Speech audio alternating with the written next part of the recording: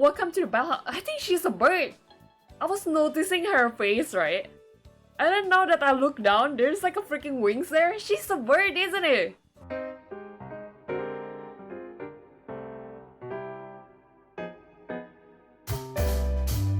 Hello everybody and welcome to my spaceship. Today we are going to play a visual novel game together. It's called Please Be Happy. It's centered about a fox girl who's trying to learn more about human nature and know that human is not all that bad, you know what I mean? So without further ado, shall we start?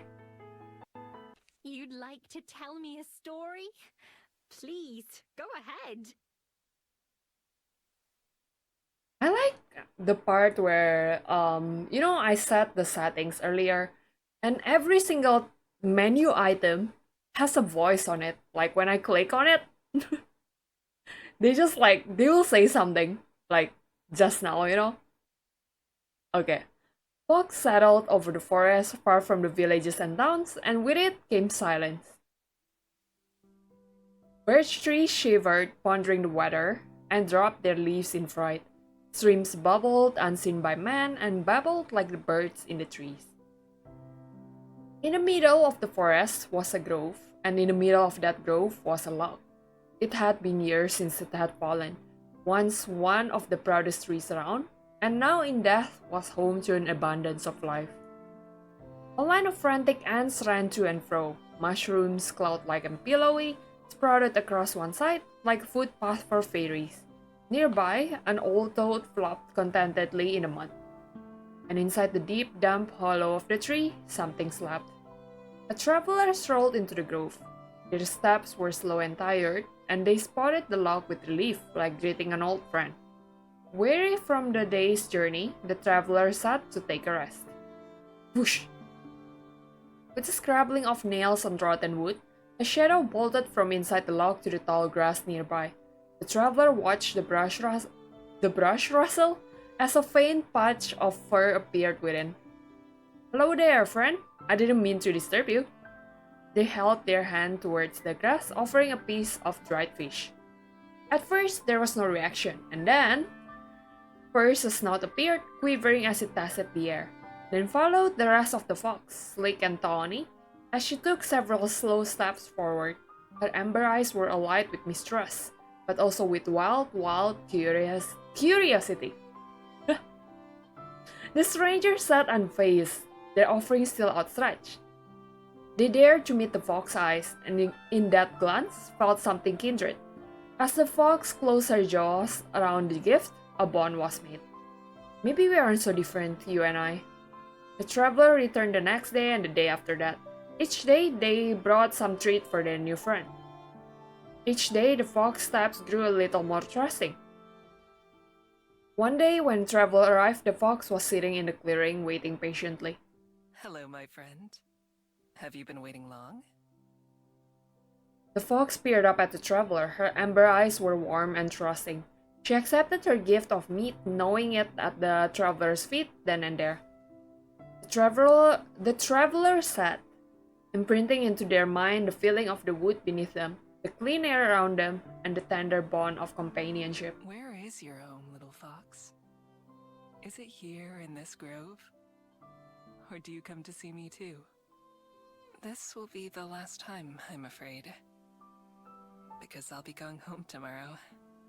Home is such a small place compared to the rest of the world. Yet, it's some place I can't wait to return to. I wish I could bring you with me, little friend. I wish that you could see the world too. Why not? Bring me then! Your home is all around me though, isn't it? It's wherever the trees are, wherever the leaves fall. Little fox, perhaps it's you who's the more fortunate of the two of us. All too soon, it was time for the traveler to go. I'm sorry people, I'm not the best at reading. I hope the more I make this kind of videos, I'll be able to read better, but for now, please bear with me. As they bade goodbye to the forest and to the fox, they knew that they would not return, but that they would carry the memories with them always. The next day, the fox was sitting in a clearing, waiting patiently. Chapter 1 of Foxes and Fables.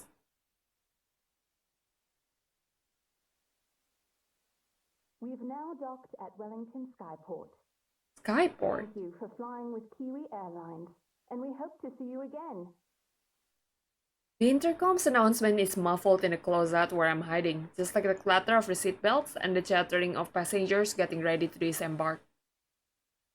I wiggled around impatiently, sore from crouching in here for I don't even know how long it's been. Hours for sure. The last few minutes always feel like they take the longest.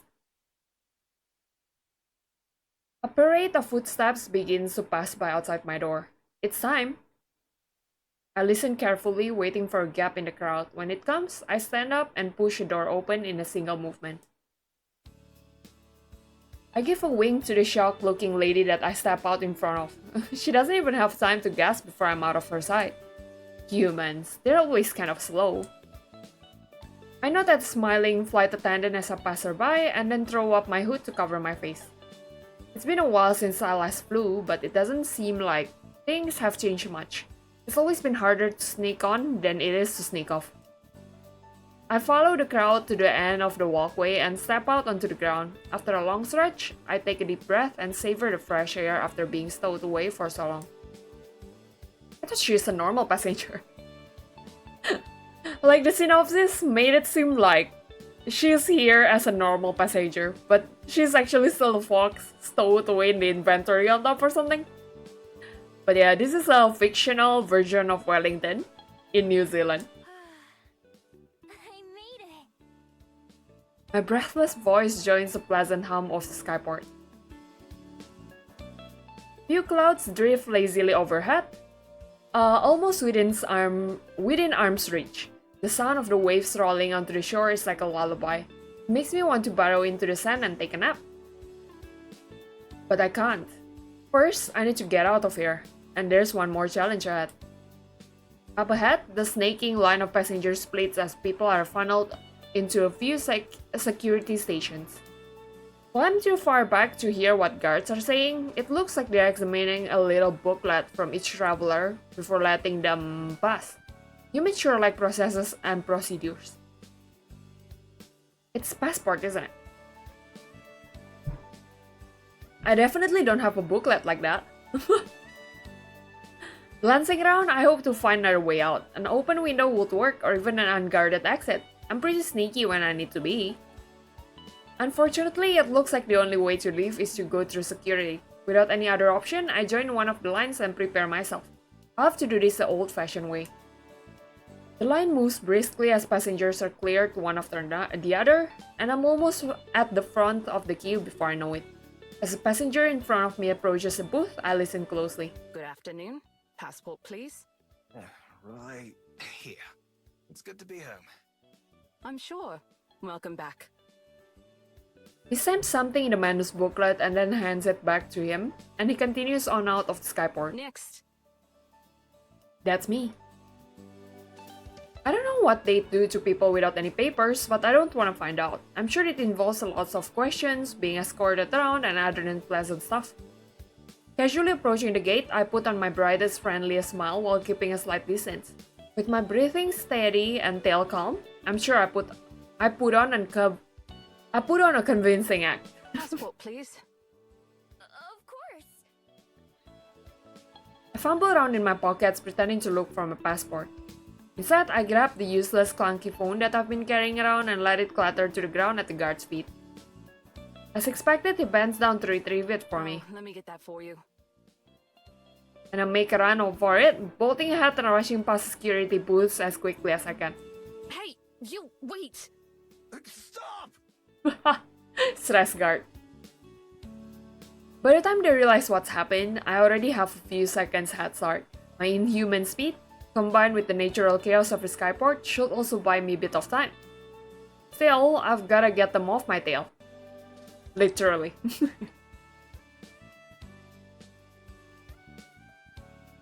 Oh, there is a map setting here. Dashing through the skyport doors and out into the road outside, I don't even have time to take in the city. Without stopping for breath, I ran into narrow streets while weaving between cars and shocked bystanders. Being seen by so many people like this is annoying, but it won't matter by tomorrow. Putting the thought out of my mind, I vault over a low wall into a nearby alley and land in a crouch. Out of sight, but only for a moment, I close my eyes and relax my muscles. All feeling disappears except a slight warmth against my neck. My secret weapon. The unremarkable looking necklace is one of my only possessions, and by far the most important. A certain one of the beads strung around my neck begins to heat up in response to my will, a soothing warmth flowing through my body. My hands and feet begin to morph first, the fur chasing up my arms and legs as they distort and shorten. She can still be a fox? This sensation was so bizarre the first few times I tried. It's amazing how it's become second nature by now. Closing my eyes, I let my body and head shift in turn. The face is always a little uncomfortable, my once human face changing and lengthening into a snout with some difficulty. The process complete after only a few seconds, I open my eyes not as a human, but as a fox. I dart away without waiting, far quicker on four legs than I ever could be on two. Obstacles like the stack of garbage cans ahead would be a pain to get past as a human. But instead, I'm able to flit between the gaps without slowing down. That's her! I know it! How? Sounds like the security guard hasn't given up on me yet. I pick up the pace, running as fast as my paws will take me. I wonder if, in this world, it's like common for foxes to be around, you know? Like foxes that can transform herself or something? His heavy breathing gets farther and farther away, and in just a minute or two, I know I'm safe. I don't know where I am, but it's not like I knew where I was when I started running. I almost feel bad for the guy who was chasing me. He never stood a chance. Even in the crowded city streets, there's no way anyone or anything that can outrun me. The wind just wishes it could keep up with me.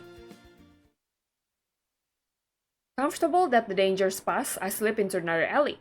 Once I'm sure that I'm alone, I close my eyes and concentrate on the form I want to take once more.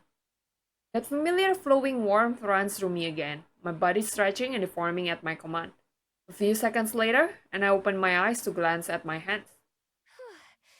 Better luck next time. Brushing the dust off myself, I nonchalantly stroll out of the alleyway and back into the street. The odd person walks by on this errand or another, not paying any attention to me, just the way I like it. Left, right, past turn, left. Mapping out my path in my head, I look for a way to the main roads. It'll be easier to get my bearings there. I pick turns at random without any real destination in mind. When I decided to make the journey to Wellington, it was pretty impulsive. I'd overheard another pair of travelers talking about it and how beautiful a city it is. With a moment now to take in the scenery, I can see they weren't wrong. The streets around here seem like a mix of homes and businesses. Everything is very colorful. Even the brick walls are covered in pictures and paint. In the distance, I can see green hills that are lined with houses, as well as green hills that are completely empty.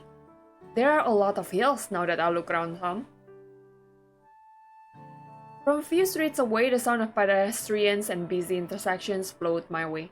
I head in its direction, taking shortcuts through yards and driveways when it's convenient.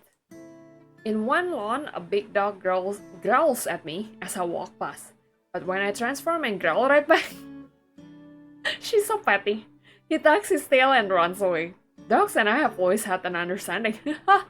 Is it? Really? After squeezing through one last narrow side street, I finally emerge onto what looks like a main road. There's no cars here, but tons of people on foot. There are brightly colored signs and decorations on most of the buildings. In the middle of the street, there are fountains and benches and trees and all kinds of stuff. The best part is the variety of stores. When I stroll past a few of the windows and peek in, I can already tell that I'll be able to do most of my shopping around here. Shopping? There are stores with food, with clothes, and with just about everything else. I don't have any money on me, but that isn't exactly a problem. What is a problem is that it's truly crowded. Dodging a couple of security guards is one thing, but trying to escape down a busy street with lots of people could be too much even for me. So she's a thief. I'll just have to remember where this place is and make another visit later after all the shops are closed. Then, a man in a bright coat hurries past me, talking loudly on his phone in a language I don't recognize. He's so distracted that he doesn't even notice when his wallet falls out of his pocket and onto the sidewalk. I notice, of course. Seeing an opportunity, I zip over and snatch it up. Prying open the black leather pockets, I find a couple of bills in what I figure is the local currency. I slide the money out and into a pocket of my jacket. By now, the man is so far ahead that he's almost out of sight. I have to hurry to catch up to him to give him back his wallet, and he barely even says thank you. I should have just kept the whole thing. Yeah, maybe like a credit card or two. It's only fair that I get a little something for myself, since it's not like he would have ever gotten it back without me. I head back to my bench and inspect my price. $15, I think. A blue bill and a brown one. This feels sturdy, nothing like the paper I expected. 1, 0, 10, and 5. So 15. I wonder how she learned this, not gonna lie. Don't you think so? 15 isn't much. I definitely should have kept the whole wallet. Oh well, at least it should be enough to buy myself something to drink. My thirst is starting to get the better of me as I haven't had anything since I snuck onto the airship. Following my nose, I walk down the busy street until I find one of the many cafes lining the path. The sign hanging above its front door, has a picture of a bell on it. Charming bell rings out from above the door as I enter. I can't help but savor the wave of refreshing cool air washing over me, which feels even better after so much running. Hiya! Welcome to the Bell House. That's a unique hair. Or is she like a bird or something? Is that like a bird ears? I don't think birds have ears, but you know. Welcome to the Bell. I think she's a bird.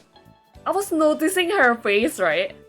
I didn't know that I looked down. There's like a freaking wings there. She's a bird, isn't it? Barista behind the counter is the only person in the store right now, as I nod in greeting, and she leans forward with a cup in one hand and a pen in her other. What can I get you? We're having a special on affogatos if you want to try one. I've never tried avocados before. Usually Affogatos. $7, but today they're only 5. I'd like a... I'm not sure what an avocado is.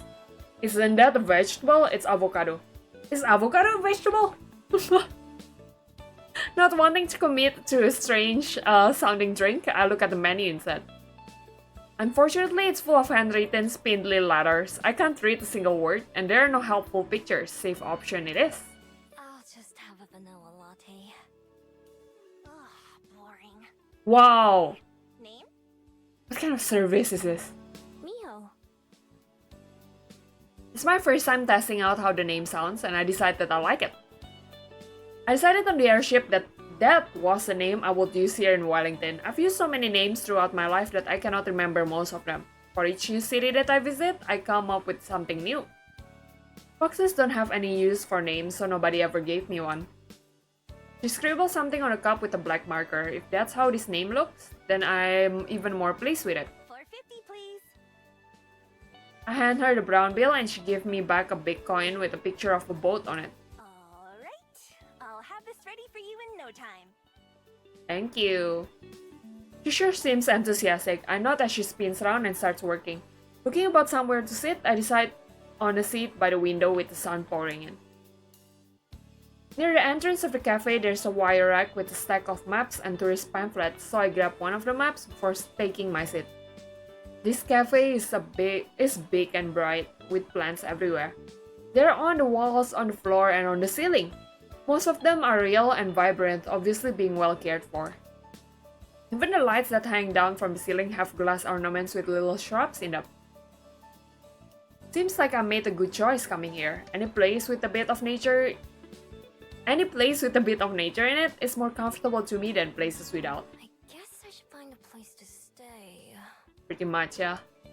Looking down to the map I took, I traced the path I made from the port to this cafe. It's useful, but it doesn't really tell me anything helpful about the houses in particular. Are we looking for a property right away? I thought this like a lodging or a hotel or something. I'll need to find a higher vantage point. I move my finger along the hills I notice from the outside, following the little brown path to a patch of green with a little mountain icon. It should work for now. Miho! My ears perk up right as the barista arrives and places my drink in front of me. Thanks! I reach over and take the warm cup in my hand, but the barista doesn't let go. Why? You ready for the rain tomorrow? Rain? Huh? It's gonna rain tomorrow. I glance behind me out of the window. It's as sunny and blue as a day as I've ever seen. How do you know that? There aren't any clouds out there. Because she's a bird. I'm just good with the weather. Anyway, if you forget, then you'll be sorry. Okay. It's not creepy. She finally lets go of my drink and heads back behind the counter. People are weird. Does the barista pull that on everyone? She's not a people though. She has wings. Standing on the doorstep, I have my first sip. Oh, this is really good. It's pretty plain but well made. The coffee isn't too bitter, which is perfect for me. With a moment to myself, my thoughts turn inwards as I sip the warm drink. My first travels were in search of someone, but despite my whole life being spent trying, I haven't made any progress in finding them. And looking at the clothes, I think he's probably past, I'm guessing. So I've taken to simply wandering, going wherever I wish at the time. I'd been itching for a change of scenery anyway, so I boarded, well, snuck onto, the first airship that I could. The best part about owning nothing but the clothes on my back is that I can pick up and leave whenever I feel like it. I take a moment to get my bearings and look around. I see a tired-looking person shuffling along the far footpath with a briefcase in their hand. They stop outside one of the buildings, take a deep breath, and pat their face a couple times, and then go inside. They must not be looking forward to whatever going to happen in there. Maybe they have to fight someone. Or maybe an interview, which is like pretty much the same. Through the large glass windows of another store, a fawn is trying on a pair of shoes, but they don't seem to fit her hooves. So like, this game has a lot of like animal human. The people waiting with her look annoyed. I wonder if she fusses around with her footwear a lot. For a while, I simply let the day roll by and watch the various figures who stroll by. People watching is fun, especially in such a busy city. Eventually, I go to sip my coffee, only to find nothing coming out. With no more reason to stick around, it's time to go. On the sunlit street, I look about to match what I can see with the map's direction. There's a tall green mountain in the distance ahead of me, which must be the one on the map. It'll be the perfect vantage point for the city. Ideally, I'll find an empty building I can crash in, but it's not necessary. A roof over my head would be nice, but I'm plenty used to be sleeping outside under the stars. Sometimes it's better than sleeping in a bed. Encouraged by the plan forming in my head, I set off on a long walk to the summit. She said that it's gonna rain tomorrow though. Right? The path to the mountain turns out to be less simple than the map made it look. First, a trail takes me along the waterfront, and then it turns upwards through a small forested area.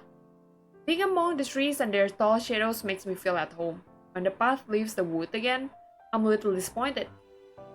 It leads up a paved road, so I stick to the edge to avoid passing cars. Sometimes I take shortcuts through yards or up unmarked paths. There are quite a few nice-looking homes right along the roadside. I make a mental note to go check them out when I'm low on money or food.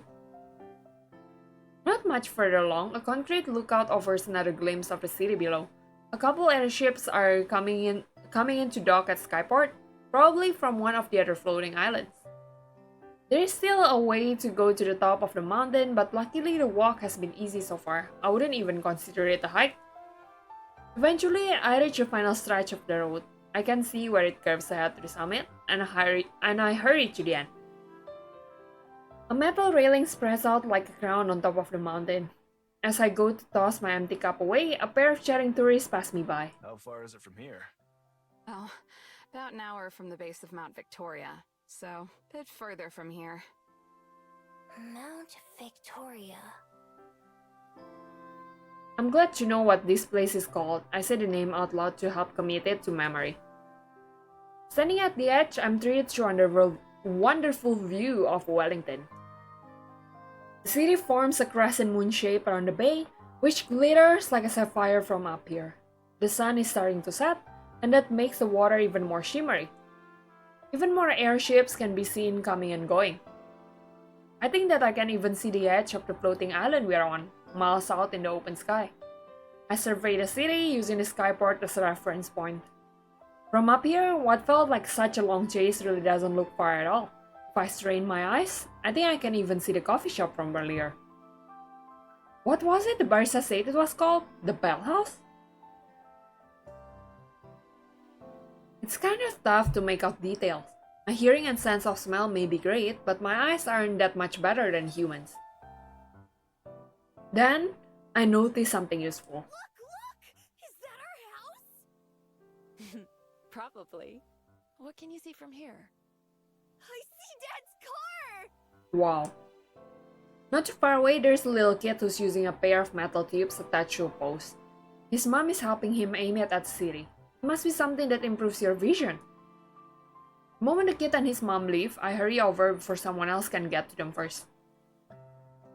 When I press my eyes to the same spot that the child did though, all I can see is black. I try moving it around, but it doesn't change. Is this thing busted? Some text is printed on the side. I have no idea what it says. There's a small slot though with a picture of a coin next to it. Lucky for me, it's a coin that has a 50 on it. I put the coin that I received from barista into the slot and spin the lever. The machine eats my coin, and then when I put my eyes to it again, Yes! everything looks much closer now. Even the trees on the other side of the hill appears in crystal clear detail, like I'm standing right next to them. Not gonna lie though, the problem-solving skill of this fox, is very great, isn't it? I am the viewing glasses at the city and look around, trying to find a good place to rest for the night. Houses are no-go. Even if they look empty or abandoned, you can never let your guard down for a minute. Same with most shops. I don't even have enough money for a hotel, and I won't risk sneaking into one of those either. As I'm studying the sites, trying to memorize as much as I can, there's a clicking sound when once again the view goes black. Stupid machine. I smack it a couple times and check again, but I still can't see anything. Well, whatever. Looks like I'm sleeping outside tonight. Guess this place is as good as any. I head back down the trail a little bit and veer off of it into the underbrush. Not perfect, but it'll do. It's not exactly the wilderness, but just about everything around here seems citified to some extent. Usually when I make a den, I prefer to find a place far from other people. A place where nobody will find me. I doubt I'll find anything perfect, but this is good enough. It's fine. Can't afford to be picky. Once the trail I was on is out of sight, I transform again. My neck gets warm as my beat activates, and a few seconds later, I'm on all fours. As a fox, the sensations of nature are so much stronger. The earth beneath my paws is cool and refreshing, and the breeze whips through my tails like a massage. I wonder if this is how Rocky feels too. For those who hasn't been to my stream, Rocky's my dog. He's a toy poodle. Sometimes I put it on shirts and stuff, like, you know, if he does funny things. So yeah, check it out. Shameless plug-in, but check it out. I hurry down a hill covered in grass so tall that it reaches way over my head. I can smell fresh water and follow the scent to a small stream where I'm able to quench my thirst. It's just as satisfying as the drink I got at the cafe, but in a different way. And being able to slurp up water is way more enjoyable than having to use a straw, or worse, one of those lids with the tiny holes. Not gonna lie, I can't relate. I don't know why humans made that. I know it's convenient, but when it's hot, gosh, it's like I'm getting shot on the tongue, people. Like, bleh! For a little while, I'll follow my nose to some berries and some edible plants that will do for a snack. Unfortunately, unlike the water, Foraging is never as satisfying as eating human food. This fox knows the deal, people. If I want a real meal tonight, then I should pick up the pace before it gets too late. Still, I want to get this done now while there is still daylight. I keep close to the stream and search for a place where the ground is soft. For too long, I find a promising area. A small valley with hills on most sides and thick foliage on the others. I'm still close enough to civilization to hear cars and other city noise, but the area I'm in doesn't seem like it gets visited very often. At the very least, it doesn't really smell like people. The spot that I settle on is a nice mound of earth near the edge of the woods, partially hidden by a tall tree with low-hanging leaves. Even if no one comes by, it makes me feel better knowing that I'll be out of sight. And so, I start to dig. This is why Rocky scratches bad, I guess. My claws rip away the dirt as I burrow downwards, widening the tunnel just enough for my sleek frame to fit. First I dig forward, and then downwards, widening out the area that's big enough for my whole body to fit. This is something I've been doing my whole life, even back when I was just a regular fox. I think that's why I don't mind it too much compared to sleeping inside somewhere. It just feels right to me. Oh, she's making a small cave. It's different from what Rocky's doing, I think. It takes a little while, and by the time I'm finally finished, the first few stars have started to peek out from the sky. I shake myself clean of the dirt that sticks to my coat, and then transform back into my human form. Oh really? I thought she's gonna sleep as a fox. Spread this here, a couple of branches here, some leaves there.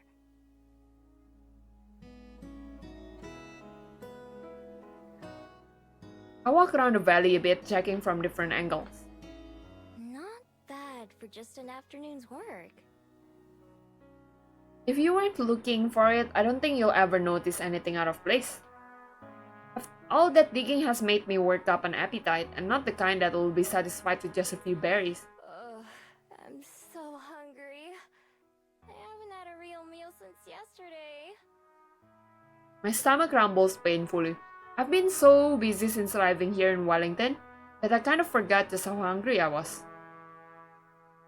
I'll grab some human food back in town. Casting one last glance at my afternoon's work, I set off towards the city.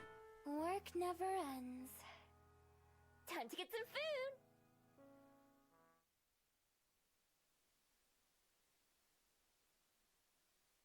I'm a bit disappointed when I finally get back to the busy street from before.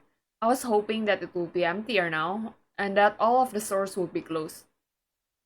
Turns out I was half right. A lot of shops have gone dark for the evening, but there are just as many people walking around now as there were earlier. In fact, there might be even more. Maybe it's like people coming back from work or something. The patio of a restaurant has a bunch of tables full. A mermaid is sitting in a fountain I sat by earlier, chatting with a cyclops. Even the cafe that I visited is crowded now, with a line almost out of the door. After pacing up and down the road for a while, I sit down and try to figure out what to do next. I'm not too worried about what would happen if I got caught stealing. I just escape, obviously. And even if they somehow manage to catch me, it wouldn't be an issue for very long. See? There is something different about me that makes me extra good at being a thief. It's not just the skills I've practiced over the years, like picking locks and sneaking around. No, it's a bit more special than that. Without fail, every single person I meet forgets about me by the next day. Oh yeah? I don't know why, but I don't really care either. It's magic, that's all I know about it. Really useful magic. Everywhere I go, no matter how careless I am, all of my problems are solved by the next day. That doesn't mean there's no danger. I've been caught in the act before and beaten or harassed before I can manage to get away. I've even lost a few prizes that I stole fair and square because I had to get going in a hurry. But if someone sees me but isn't able to stop me, I know that I'll be home free. Sure, they might remember having something stolen, but they'll never know who did it. It almost makes things too easy. Right now, it will be smarter to just come back even later in the dead of night and hope that there are no people around. I'd be able to take my time browsing without having to worry about making a quick escape. Where's the fun in that though? I walk casually up and down the street, glancing into windows without being too obvious about it.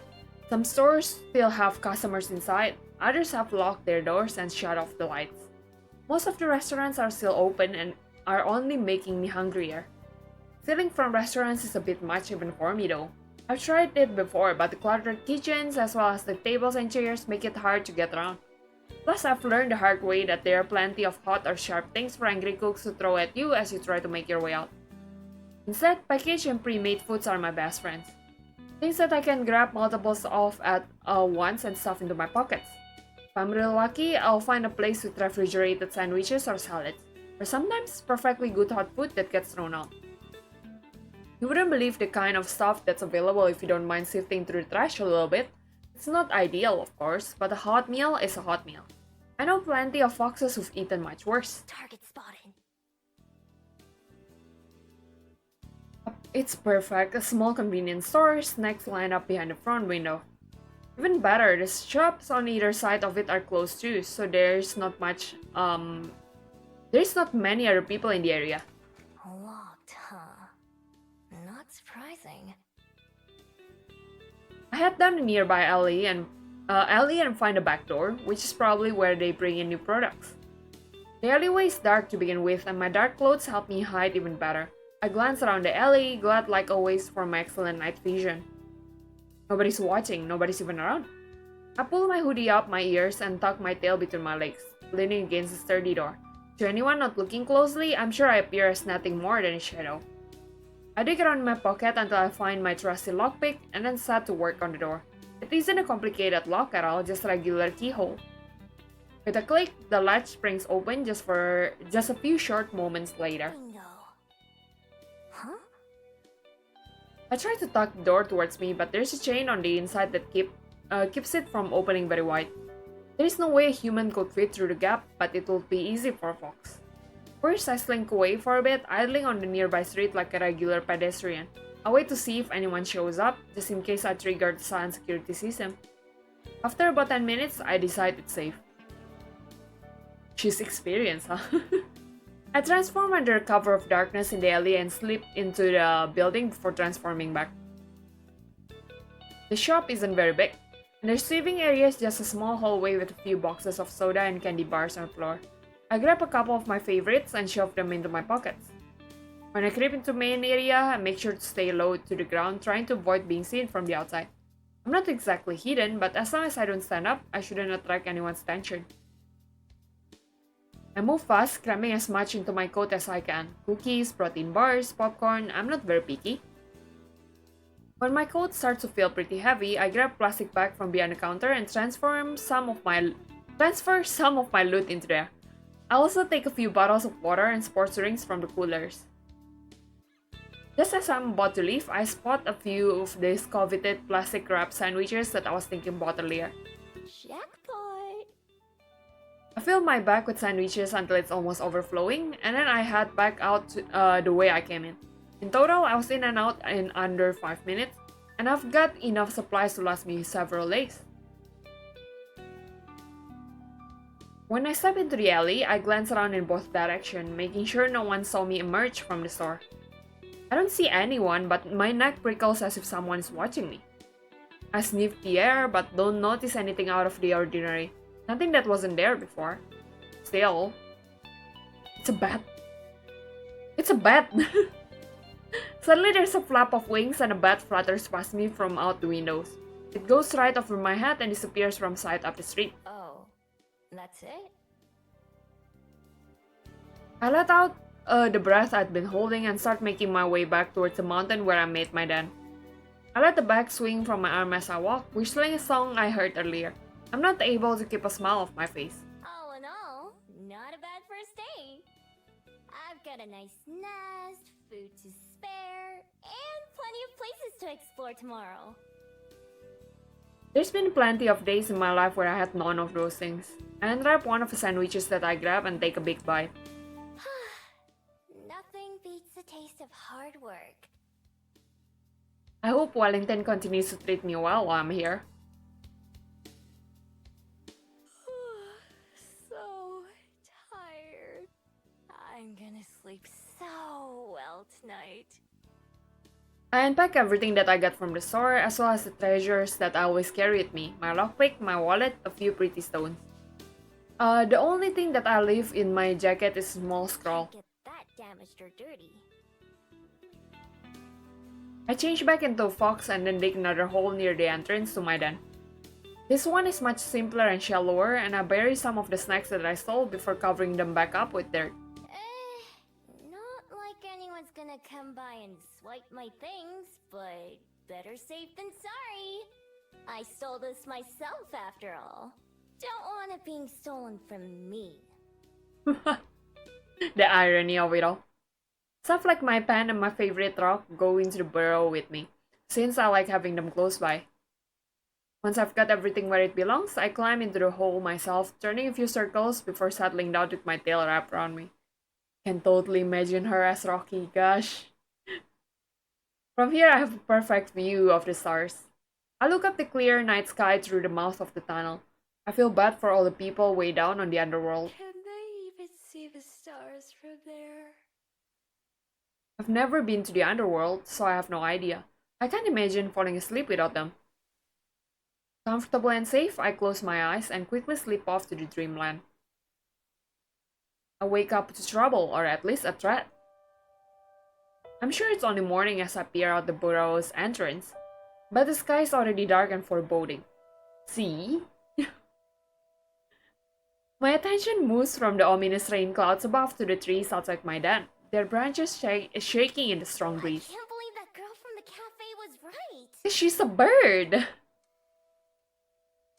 I mean, she's a bird. I don't know if birds can really check the weather, but like, it's a bird.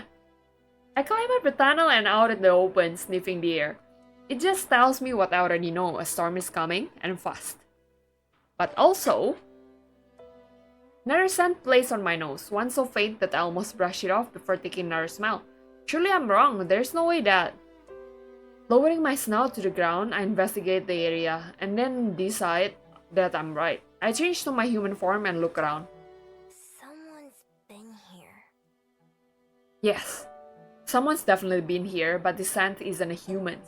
It's vaguely familiar, but at the same time, not like anything I recognize. And it definitely wasn't here when I went to sleep. So someone found us or something? They must have come here in the night and stopped right outside my den. Were they watching me sleep? Not surprised if so though. It's Fluffer, sleeping in the den. Oh crap! As a fox, I dive back into my hole to make sure everything's still there. My heart pounds in my chest, but nothing appears to be missing. I also checked the spot where I buried my sash from last night, but that hasn't even disturbed either. I breathe a sigh of relief. If any of my stuff had been stolen, I'd be so mad. But that still doesn't answer the question of what they did want, and that's even more concerning. I'm a pretty light sleeper, and usually the slight sound of motion will wake me up. So, if someone was able to sneak up on me, even I have to be impressed. Impressed and a little bit worried. I've got a more pressing issue right now though, and I stare up at the sky in disappointment. I hate the rain. I would have found a different place to make my nest and hide my supplies if I'd known this would happen. I mean, the bird told you about it. Instead, both burrows will probably just be piles of mud by the end of the day. I should have found a place with a roof after all. I fill my pockets with my most important possessions and some of the food I grabbed last night. Everything else I wrap as tightly in the plastic bags as I can and bury them in my den. Hopefully I can find somewhere fast and then move everything else over before it gets ruined. An abandoned house would be perfect, or some other place where I'd be able to hide. I'm just about to get going when a loud flapping sound overhead catches my attention. I expected to be a bird, but instead it's yet another bat. This one is even bigger than the one I saw last night. Its wings are way longer and noisier. I can even hear it squeaking something as it flies past. Some people say bats and foxes are similar. I don't see it. Flap, flap, flap. I watch it fly around for a little while before it takes off towards the city. Maybe it knows somewhere to stay. Guess I'll follow it for now. A couple times it disappears within the trees or just too far ahead, but I always manage to catch back up. Eventually we are out of the woods and back into civilization, where a car whizzes right past me. There's a sidewalk here and other people walking around. Most of them look at the sky nervously though, and everyone seems to be in a hurry, because it's Guess I'm stormy. not the only one looking to get away from the rain. I'm just about to get going when a loud flapping sound overhead catches my attention. I expected to be a bird, but instead, it's yet another bat. More people seem to be going in the direction I was headed than anywhere else, so I stick to that. By now, my winged guide is almost out of sight again, just a little black speck in the sky, flying into the distance. And the fact that they're around at noon? I thought bats are only active at night. Isn't this suspicious? Further up this road, there is a slope that leads to a big, fancy-looking building. It doesn't look like a shop or a restaurant, at least not one that I've ever seen, but there are so many people going in and out that it has to be open to public. That's good enough for me. It'll give me somewhere dry to spend some time and maybe I can learn something useful. Plus, places like this usually have plenty of valuables inside. If I'm lucky, I might be able to find something to fund my next few days. After all, the bigger the target, the less likely they are to notice something's missing. The sturdy oak door isn't as heavy as it looks, a firm push being enough to heave it open. Gingerly stepping inside and out of the rain, I'm greeted by books, lots of books. Books on shelves, books on tables, books on the floor, books everywhere. The place even smells of musty old paper, and the dozen or so people inside are mostly leafing through pages in the aisles. The odd silence about the building is striking, given how many are around. It's a library. Doesn't look like a shop, so I assume this must be a library. It is. I've heard of them, but I've never been in one. No point, since I can't read and all. But it's warm and cozy and very dry, so it'll do just fine. There's a desk near the entrance with a computer on it that I assume would be where I check in. It's unattended, which is good for me. I take a seat in an empty chair nearby and sit back just to observe for a bit. There are plenty of people, but it's not too busy. Lots of empty, unwatched space. Most folks seem to be here all alone or in small groups that keep to themselves. There's not much conversation going on, and what there is all whispered. Nobody gives me a second glance, which is a good sign. It means I'm probably not breaking any rules just by being here.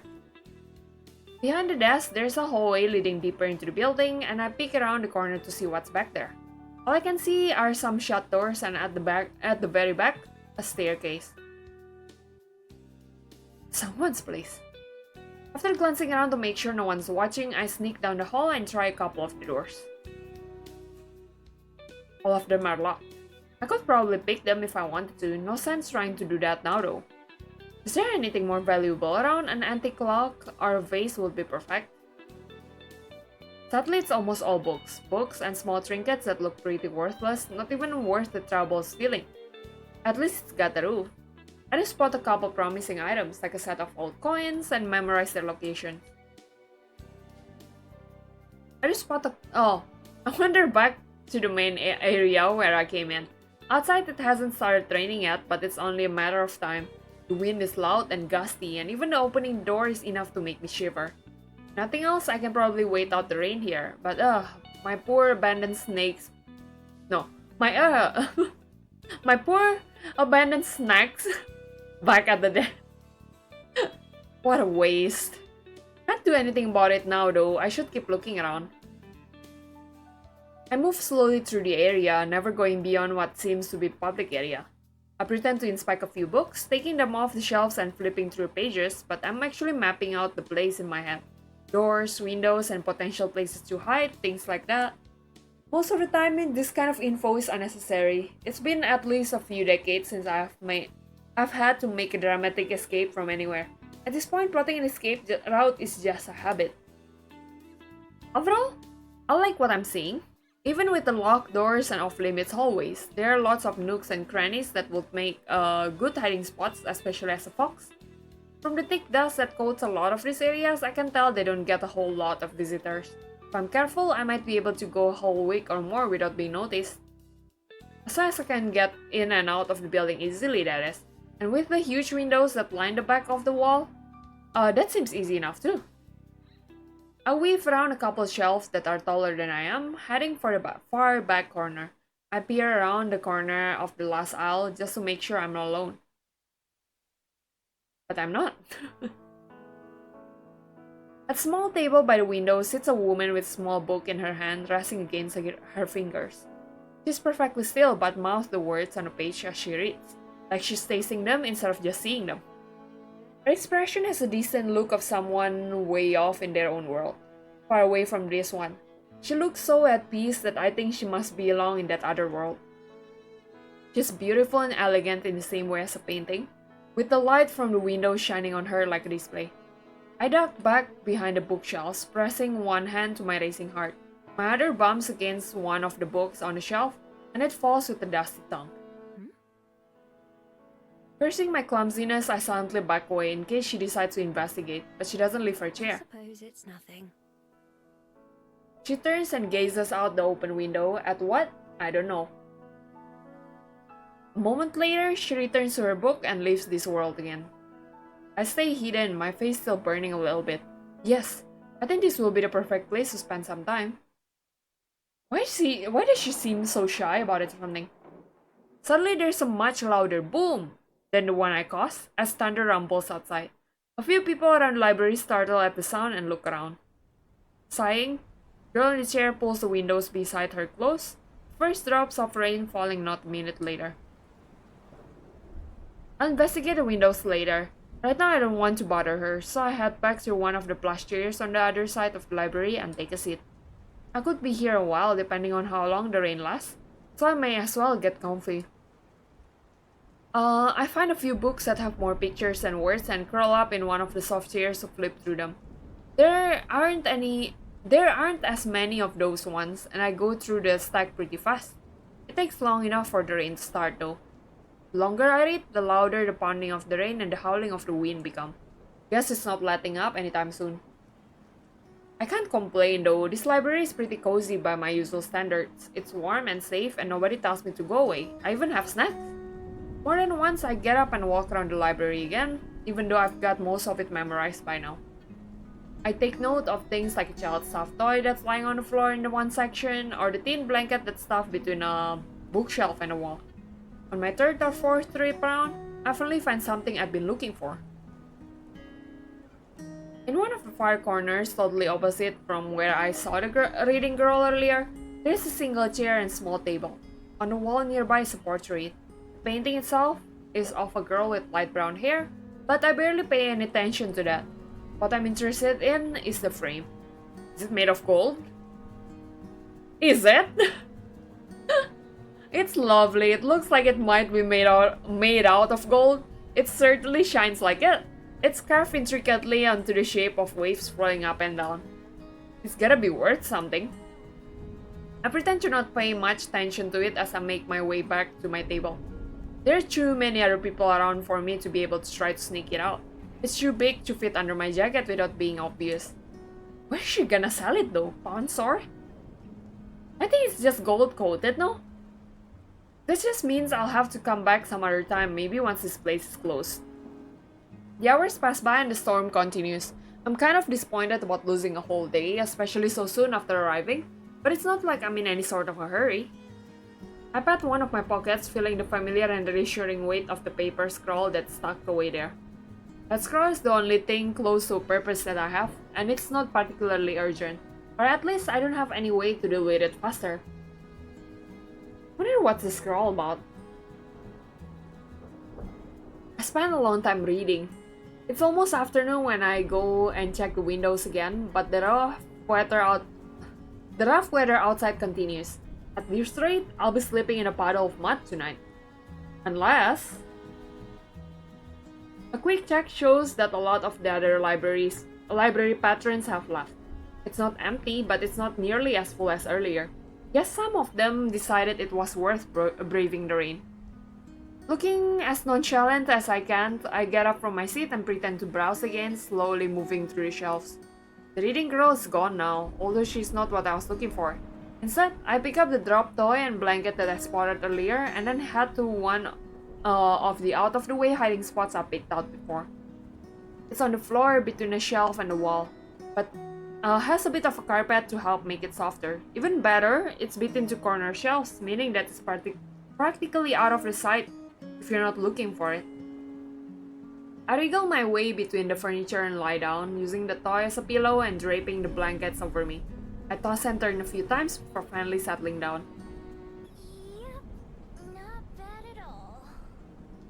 Even though I haven't done much today, I'm always down to take a nap. I can pass a few hours by sleeping, wake up once it's dark, and then grab the picture frame and I'll be on my way. I'll have to rebuild my den once I get back, but that's a problem for future me. I yawn, staring up at the ceiling until my eyes get heavy. Maybe today won't be a total waste after all. The soft sound of cloth rustling wakes me from a dreamless sleep. Why did someone sneak up on me twice now? I don't know how long it's been. The sky outside has darkened significantly and now stars twinkle outside the window. There's no time to react as the sound comes closer. I hear no footsteps, but suddenly a woman steps into view. Her clothes are pure white, making her stand out like a ghost in a dark library. Her cape rustles again as she reaches towards one of the shelves. One of the shelves I'm hiding behind, to be precise. Gingerly, she moves two books to the side and then slides another book into the space she created. She handles them like precious treasures that might break if she's too rough. I stay perfectly still, afraid to even breathe, in case she notices me. My heart beats wildly as she slowly and deliberately looks over the shelf, examining their titles before taking a book from the second lowest row. Through the gap she creates in the shelves, our eyes meet in darkness. That must have been scary. Oh no! I tense up as she steps around the shelf between us to get a better look at me, preparing myself to leap away if the need arises. Carefully memorized layout of the library flashes through my mind as I frantically plot the best way to flee. Even as I prepare my escape, I can see her taking in everything about me. The stolen blanket, the makeshift pillow, and my generally disheveled appearance. She opens her mouth and braces myself for a verbal attack that's sure to come. Hello there. Hi? May I ask why you're sleeping on the floor? I'm homeless. I'm homeless as fuck. Doesn't matter what I say, just strike her enough to get away. I don't have anywhere else to sleep. I thought so. She leans down and offers me a hand. I look at it warily. I don't take it, but I slowly stand, letting the blanket fall to my feet and trying to suddenly get in position to run. Well, I have an extra room on the second floor that you're welcome to borrow, if you'd prefer that. Otherwise, you're more than welcome to remain here, on the ground. I apologize for waking you. With a smile, the oddly calm woman steps away and busies herself organizing another row of books. She probably expects me to let my guard down and take her offer. I'm just a stranger, someone who broke into her library. There's no reason for her to treat me kindly.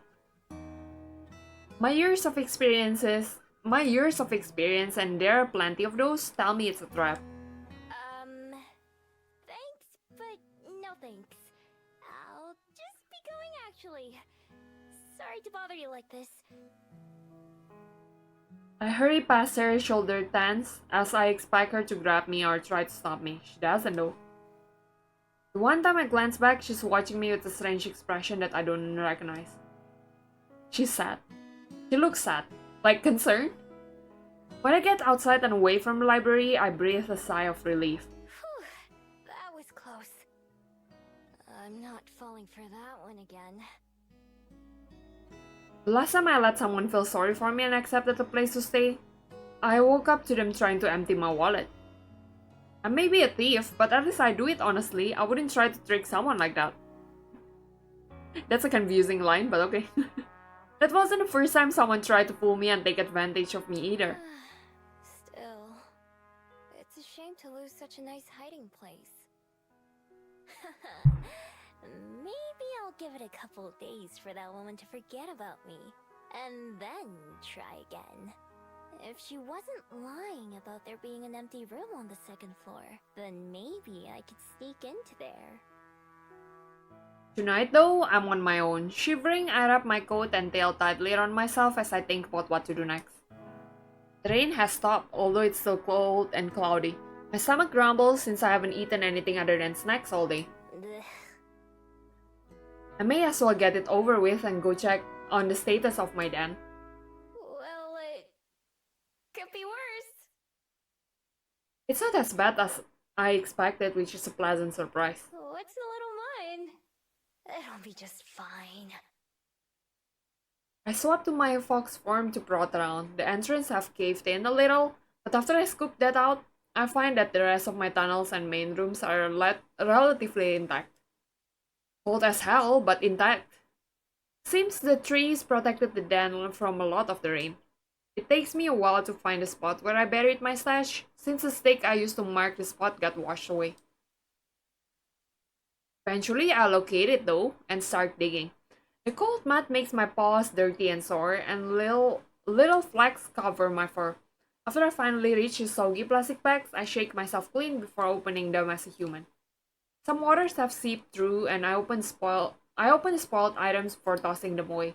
I'm not too picky, but I have plenty of other snacks to choose from. Eat up, birdies. A few of them swoop down to inspect the offering. I scarf down a quick meal of cookies and unwarmed soup, along with some cold water from the stream. At least the water's satisfying. Then, even though I just woke up from a nap not too long ago, I shift back into my fox form to crawl into my den and curl up. I'm sure it'll be a while before I fall asleep, but I don't feel like going back into town. I've had enough excitement for one day. This isn't all that bad. Regular foxes without magic powers have it way worse than I do. Although, back when a fox was all I was, I wouldn't have really cared. To this day, I'm not sure what it is that makes me different. I used to be just like them, no desire to go beyond the forest or anything, and then one day I became whatever I am now. All I had was my necklace, a small scroll that I cannot read, and the memory of the person who had given it to me. They were so kind to me, that stranger in the forest. They wished me well even though I was just an ordinary fox. Somehow that didn't seem matter to them. I never even knew their name, just their face and their voice.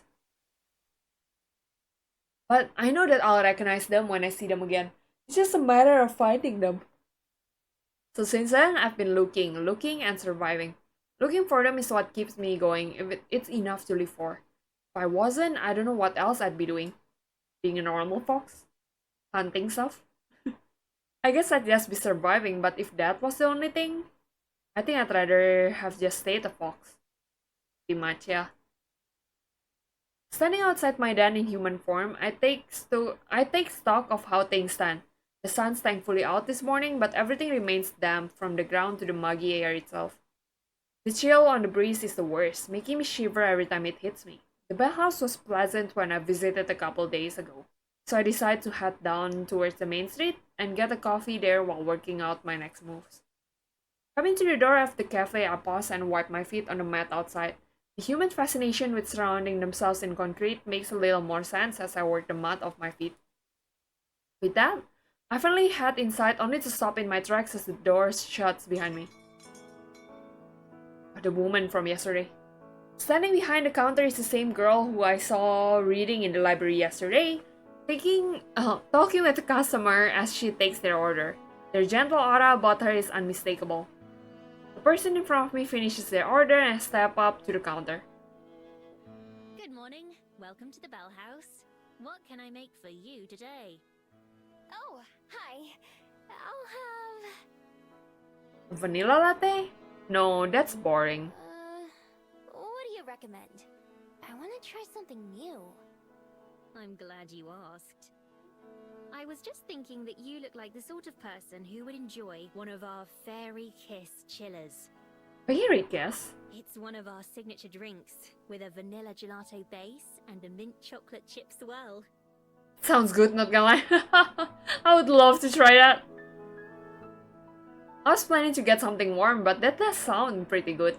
Okay, give me one of those then. Perfect. And could I get your name, please? How much is it though? It's Miho.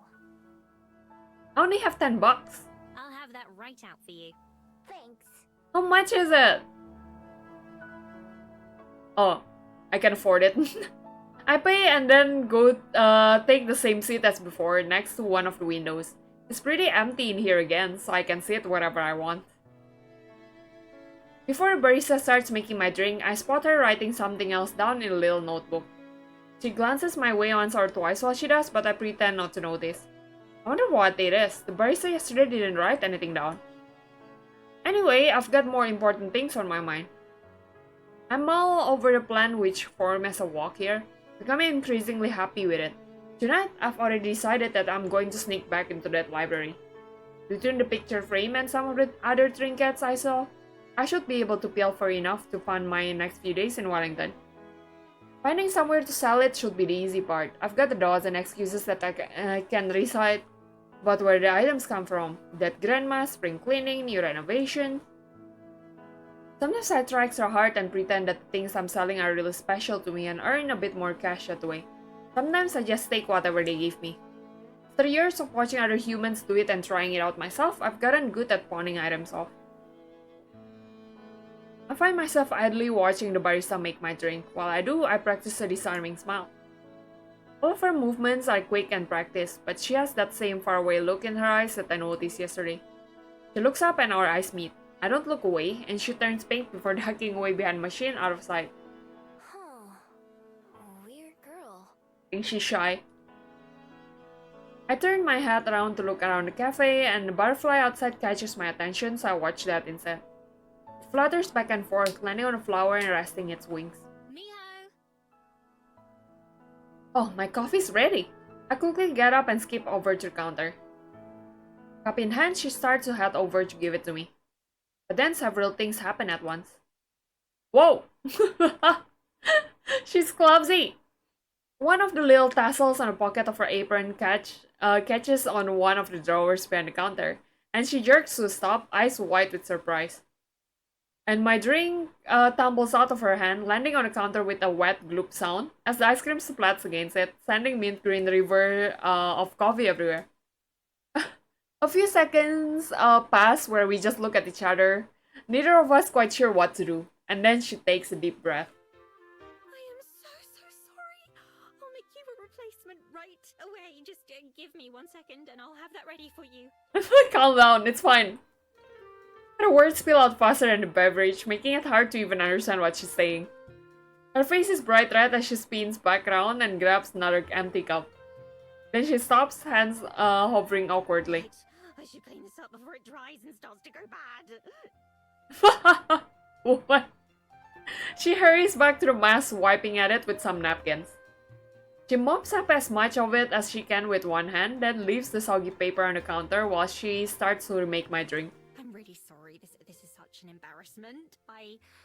Calm down, it's okay. I don't even know if she's talking to me or to herself. I freeze up for a second, looking for an appropriate response to an apology. I'm not used to people apologizing to me. Oh, it's fine. I'm not in a hurry. Instead, I just sit back down at one of the tables and watch. She makes the drink twice as fast and then carries it very slowly to the counter, setting it down in a clean spot. This time, she takes a deep breath before speaking, like she's afraid she's going to mess that up too. Alright. Here's your drink. Again. I'm very sorry. This is your first time here, isn't it? I hope it doesn't leave a bad impression. I wish I can live with her somehow. That's what I'm feeling right now. Actually, yesterday was the first time. How'd you know? I make an effort to remember as many of our customers as I can, as well as their favorite orders. I believe you can learn a lot about a person from how they drink their coffee. Well, that's too bad for her because she won't remember me at all next time. But she wrote a note. I wonder if that's like a... what you call it? A loophole of some sort? Or maybe the note will be disappearing? Right? I take a big sip of the drink she made for me. It's creamy and rich and sweet all at the same time. Whoa, this is really good. It's kind of like a milkshake, but not. I would love that. Not like coffee either. Yes, exactly. I'm very glad that you like it. It's one of my favorite beverages that we serve. In fact, the recipe was my idea. Whoa! They should put you in charge of all the recipes. She smiles again. Seems like she's gotten over the crisis of the spilled drink already. Thank you. I'll make you another one of my favorites next time, if you'd like. Totally. At least I'll know what to order next time, even though I'll have been forgotten. I'm already thinking of this place as my go-to coffee shop, especially since it's in a convenient area. With tasty drinks and cute baristas, I don't have a reason to go anywhere else. A knocking sound from the employee area gets both of our attention. Can you set another batch of croissants? Her name is Aspen. Oh, sure. I'll be right there. She calls back over her shoulder and then looks back at me briefly. Have a nice day, Miho. You too. With a wave, she gathers the trash from the cleanup and throws that away before disappearing into the back. So her name is Aspen. That's a pretty name. I'll have to try and remember that. Getting up from my seat, I decide to head back outside for some fresh air. Sipping my fairy kiss chiller as I go, I head out to the door and onto the increasingly busy main street. I already know my plans for tonight, but I've still got some time to kill before then. What should I do? Oh, we can go and choose places now, I guess. Oriental Bay. Have we been there? I have plenty of time to kill and also plenty of restless energy. Wait, I thought I'm going to the bay. I decided to go for a walk up Mount Victoria just to give myself something to do. I take the long way up this time instead of taking a bunch of shortcuts like usual. It winds through neighborhoods and then back out again with only the occasional car passing by on the street. Compared to some of other cities I've been in lately, the air here is a lot cleaner and the smell of nature shines through.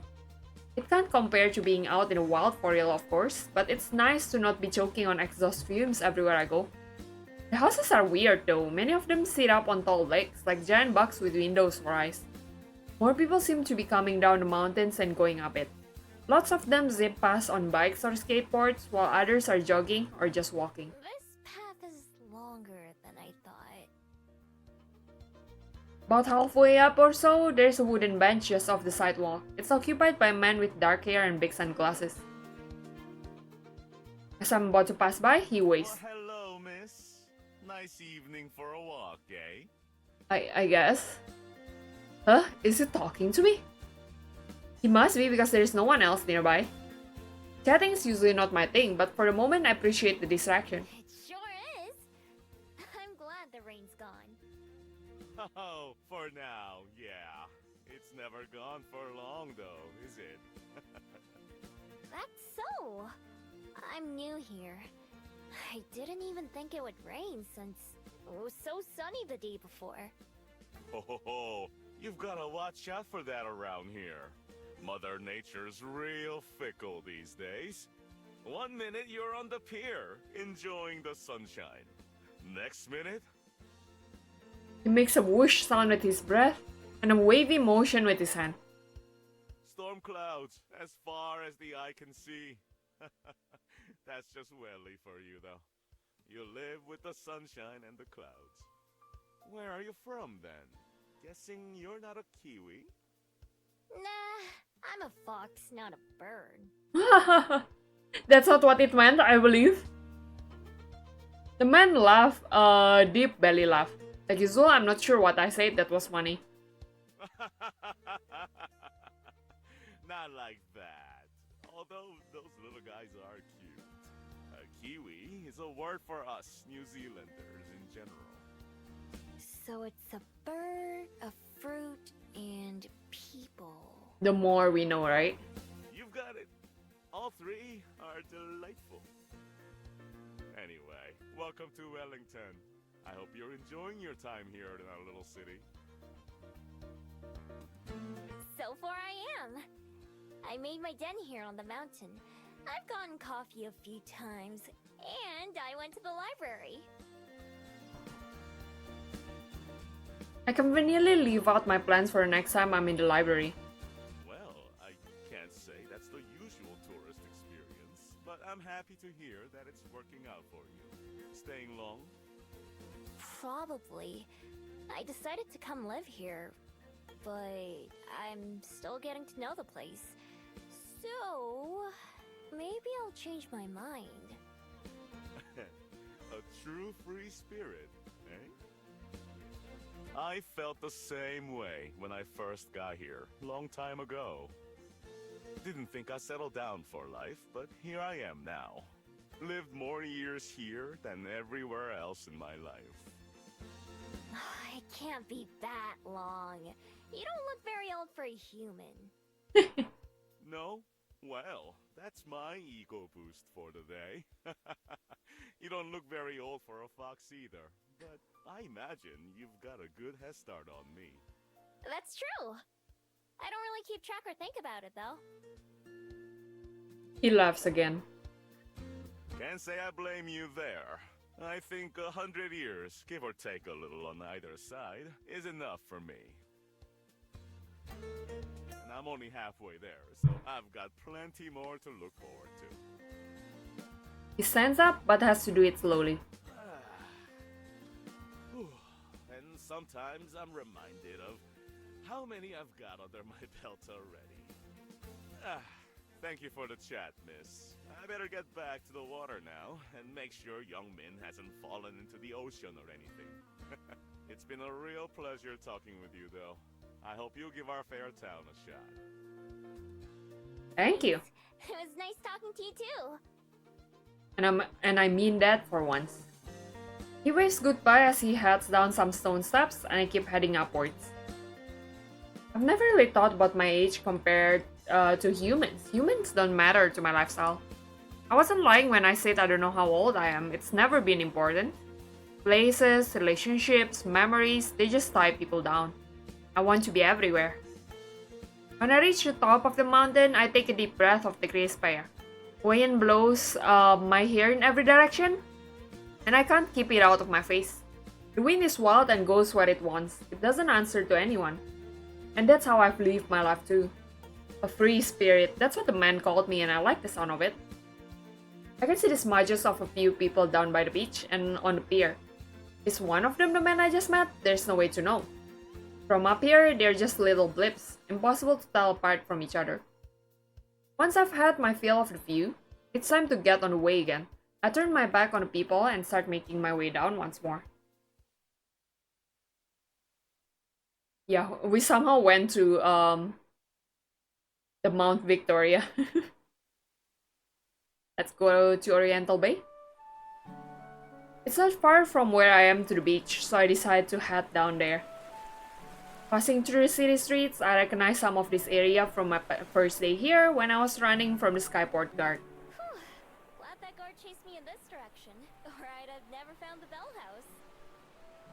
And really, that's been the highlight of Wellington so far.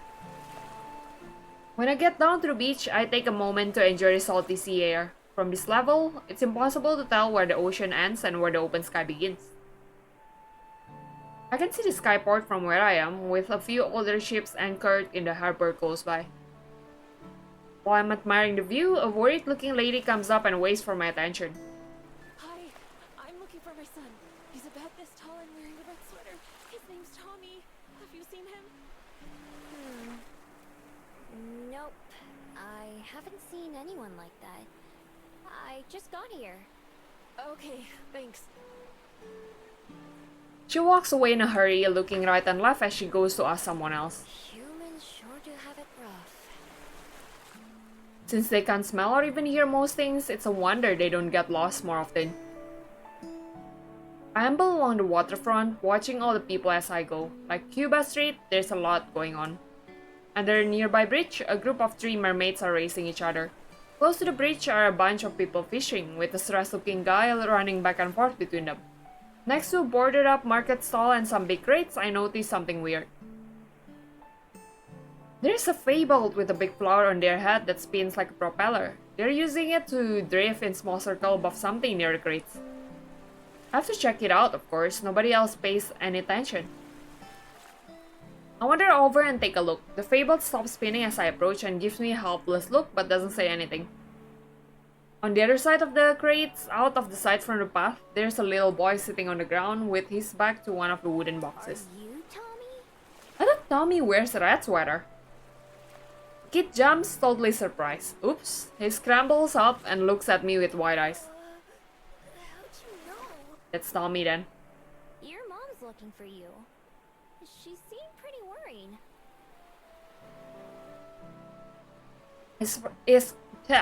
His expression goes from surprise to sullen real quick. I don't care. I don't want to go with you. Why not? Why are you over here instead? 'Cause I'm hiding. Oh. Okay. It's a pretty crummy hiding spot. I mean, it's totally open on 3 sides. I don't say that though. Instead, I look up at the Feybolt floating overhead. It looks almost as glum as Tommy. Who's that? That's Jerby. You mean you can see him? I can. Is that weird? Mom and Dad can't see him. They think I'm just making him up. He doesn't talk, but he's real. Jerby waves from up high. He kinda gave away your hiding spot. I saw him from the road. Mom can't see him, and that's all that matters. Or are you hiding from her? 'Cause Tommy sits back down and scratches at the dirt with a rock. Guess he doesn't want to talk about it. I'm always glad to end a conversation. Well, good luck. I start to walk away. He doesn't seem like he's in any danger, and I don't want to get blamed for him hiding in the first place. Hey, wait a minute. I turn around. He's already standing up again. Are you gonna go tell her where I am? Before I can answer, his eyes got huge again. Tommy, there you are. I have to turn around again. This time it's the woman from before. She's already flying past me over to Tommy. Are you okay? What were you doing? Don't you ever run off like that again. Oh, I'm just glad you're safe though. Her voice goes up and down between relief and angry. She has Tommy in a tight hug, but he's just staring forward grumpily. Gerby's flying in distress circle again. Finally, the lady turns to me. You found him, right? Thank you so much. I was so worried. No problem. I didn't really do anything. I did find him, but so did she. Guess she's not thinking about it much. Come on, Tommy, let's go home. Talk about this there. No, I'm not going. That's not home. My ears flinch as he yells. He slams his foot on the ground to make his point. Tommy, sweetie. Home is where it's you, me, and Dad. Not that apartment. It's still your home too. But this, it's like your second home now. No, it isn't. Not without you, it's not. Do you and Dad really have to get it? Oh. Divorce, huh? Tommy, who was already sniffling, can't keep from breaking down and crying, as he throws his arms around his mom and hugs her back. I don't want you to go. Damn, this is awkward. I get the impression that I should probably leave. Normally, I'm happy to be nosy and listen in on things, but right now, seems kind of awkward. Neither of the humans notice me leave, but Gerby and the Feybolt Gerby the Feybolt sadly waves goodbye as I head off. I wonder what makes him stick around. I've never seen a Feybolt like him before. Not being able to be seen as certain people sure sounds useful though. I don't have to go far before the sounds of Tommy and his mom talking are drowned out by the noise of the waterfront. I easily fit into the crowd of people milling about. Being able to live a life that no one notices is close enough to being invisible. I'm pretty lucky that I don't ever have to have those kind of tearful conversation or panic about someone missing. No, being a part of the crowd is just perfect for me. I stand at the concrete and admire the ocean until I've had my fill, and then I start wandering again.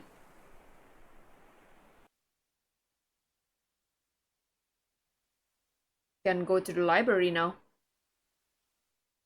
When the moon is high in the sky, I decide it's time. This is a perfect kind of night for me. There's not much wind, meaning I'll be able to hear or smell anyone approaching. It's a little cloudy too, which gives me some cover from the moonlight. I make my way back up to the library, stopping as soon as I'm within sight of it. I'll find a shadowy place to hide and watch the front for a few minutes. Like, I hope nobody goes in and out. All of the windows are dark too. I slowly creep up towards the entrance, ready to transform and flee if I have to. Nothing happens. No one tries to stop me. I peek into one of the windows. It's dark inside and I can't see anyone at all. Perfect. I move around the back to the back side of the building and check those windows too. Same thing, it's dark and empty. This is gonna be too easy. Back at the door, I pick the lock and slip inside. I sneak from room to room, revisiting the items I memorized yesterday. They are not expensive or fancy enough to think of them as treasures.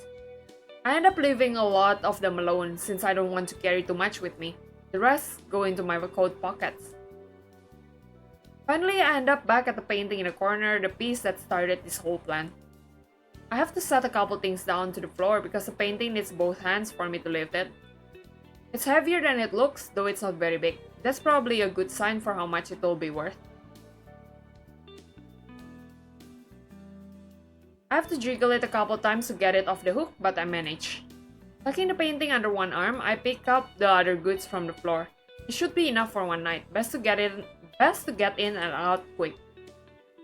I start to head back for the front door where I came in. Before I get there, light floods the room. My heart starts to race as I immediately prepare to run. A quick glance over my shoulder shows the woman from last night standing at the top of the stairs. Her eyes are glowing blue with anger. She takes a step forward, not seeming to touch the stairs. Leave that painting alone. I've got to get out of here, now!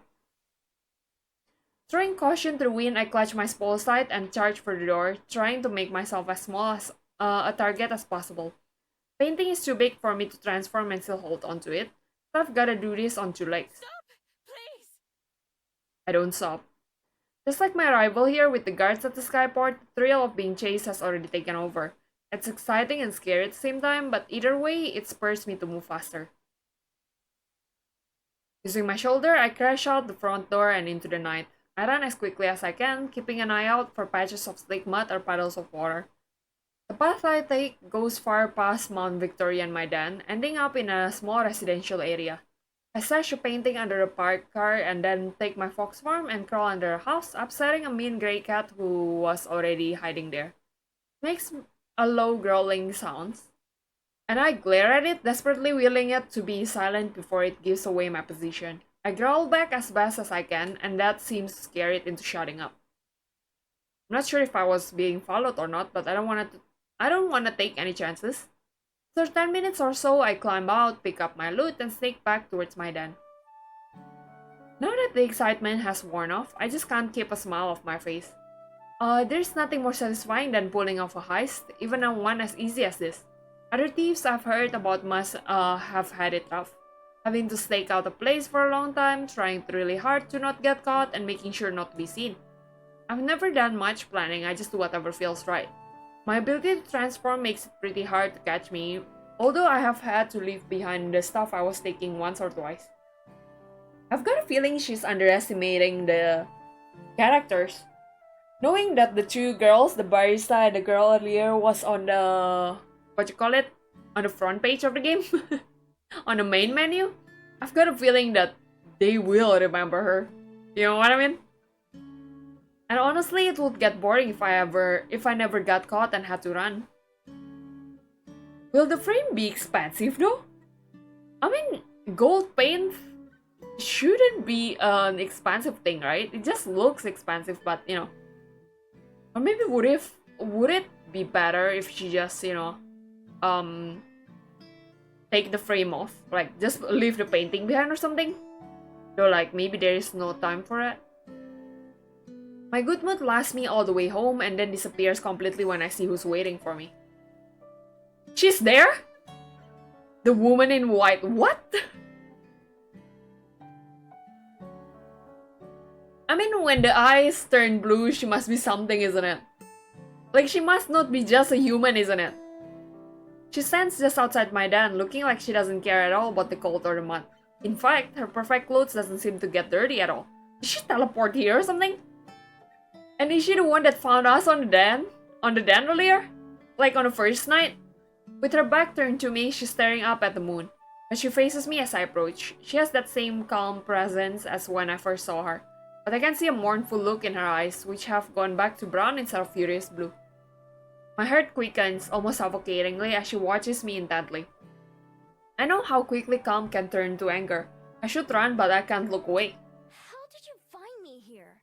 Before I even got back? A friend of mine told me you might be found here. Is she a bad woman? Her voice is soft and warm, unlike the way she shouted back at the library. A friend. But who? I wasn't followed, I'm sure of that much. With the shock of being found wearing off, and the realization I'll need to find a new place to stay sat in, after all that work too. I apologize for showing up uninvited. I'm here to ask that you please return that painting to me. You may keep the frame if you'd like, but the painting itself is very dear to me. I look down at the portrait. I've been carrying it for a while now, but I haven't given the picture itself much thought. It's a beautiful painting and clearly very old. The girl shown in it is wearing a long flowing dress and looking down with a small smile. And also... She breathes out slowly and my eyes narrow. It's a sound people make when they're acting calm but they're angry. Should you want it, I have an extra room available in my library, with a soft bed. Why is she so nice though? You may stay as long as you wish. Huh? After I just tried to rob her, she's offering me a place to stay? Okay, now I know this must be a trap. There's no way. Although, it's the same thing she asked me last night before I broke in. I'm sure she doesn't remember that. Why? Because I have more beds than I could possibly fill and more food than I could eat. Huh. If there is someone who wants or needs them, is it not appropriate to share these with them? Is it? I'm not sure what answer she wants to hear. She looks at me again, the same expression as it was at the library. Well, her offer does sound kind of tempting. I guess it's not like my place is as nice as yours. Not anymore, at least. Not after it rained and made half of it mud. I look down at the painting again. If I sold it, it was just going to be so I could buy the same thing she's offering me. I still don't trust her. I've watched people enough to know better than that. There must be something she wants. But I don't think she wants to hurt me. She knows I don't have anything worth stealing. If she did try to pull something, I could just run away. It's only one night. I can come back and try again or find someplace else to take from. I look down to the burrow past where she's standing. It looks less like a den and more of a pile of mud. The thought of sleeping there again practically makes the decision for me. Fine, I'll take it. She breathes out slowly again and smiles. Maybe that sound doesn't mean she's angry. Wonderful. I'm glad to hear it. I should introduce myself properly. My name is Juliet. May I ask what yours is? Miho. I've had to introduce myself twice in a day now. That has to be a new record.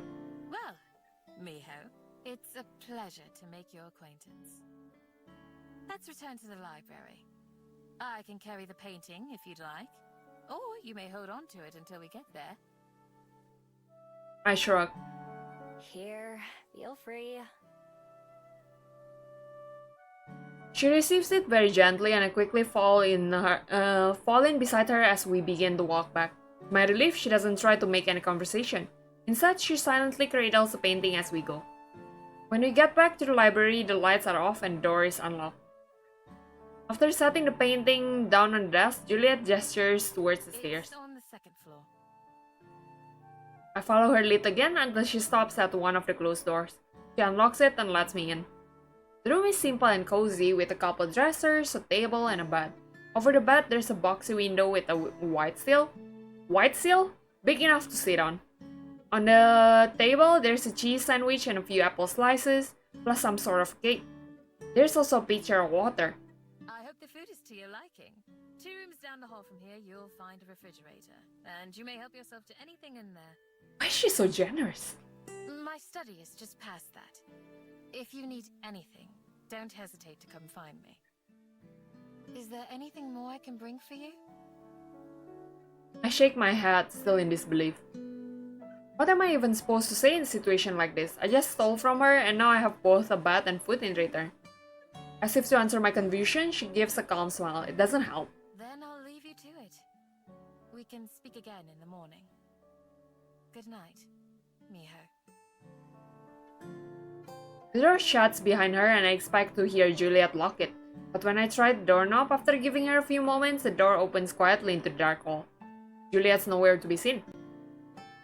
I pull the door back shut behind me and inspect the room, looking for any hidden threats. I also check the food, sniffing it to make sure there's no poison or anything. If there is, I can't smell it, and so I dig in instead. Whoa. This is really good. There's 3 different kinds of cheese in the sandwich. Ooh, which is 2 more kinds than I knew existed. The bread is soft and buttery, and when I take a bite of the apple, juice rolls down my chin. The water that I wash it down with tastes better than water from the stream by my den. When I'm done eating, I climb into bed, still feeling overwhelmed. More specifically, not knowing how to feel. Part of me fears that I've made some gigantic mistake, and that I'll wake up in danger if I ever wake up at all. Trusting my instincts has kept me alive on multiple occasions and for hundreds of years. Enough that I've lost count of exactly how many. But something tells me I don't have anything to fear from the woman who I can only assume is my host and the owner of this place. So, with that in mind, I pull the blankets up to my chin and adjust the luxurious pillows beneath my head. Who knows, maybe the morning will bring trouble with it. But right now, just sleeping sounds alright. I wake up to the sound of birds chirping loudly outside. Blinking warily, I prop myself up and look toward the warm sunlight beaming through the window. The sheets under my hand feel soft and dry.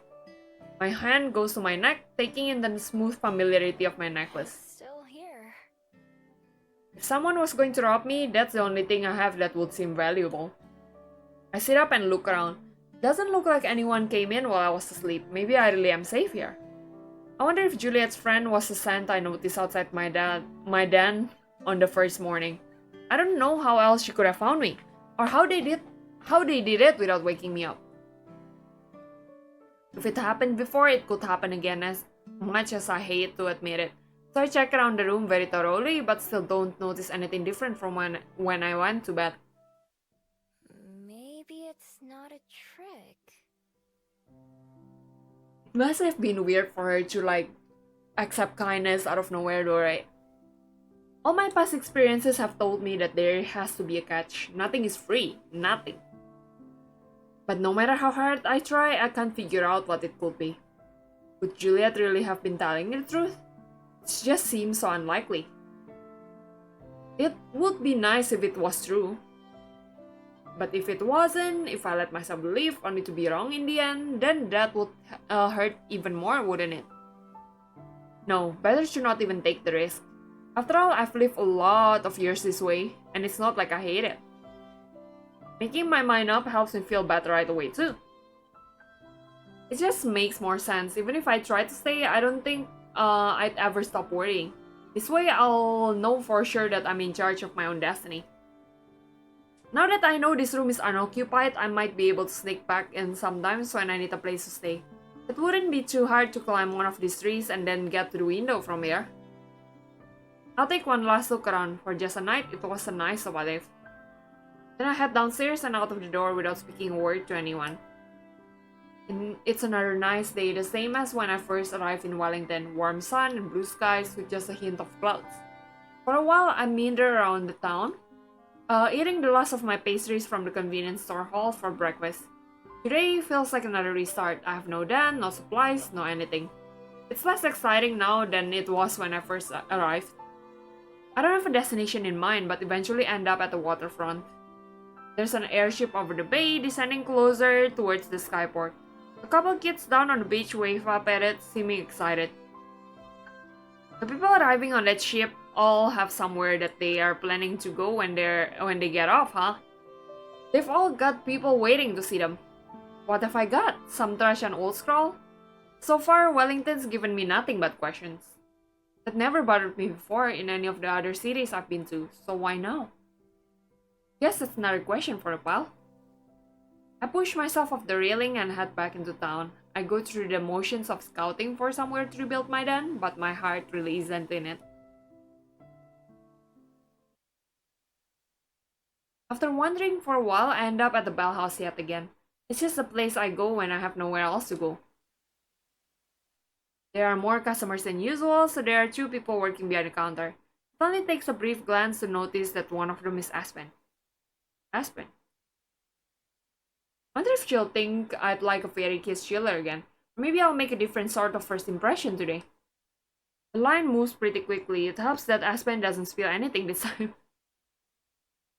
When it's my turn to order, I step up to the counter with a fake smile. Hello. What can I make for you today?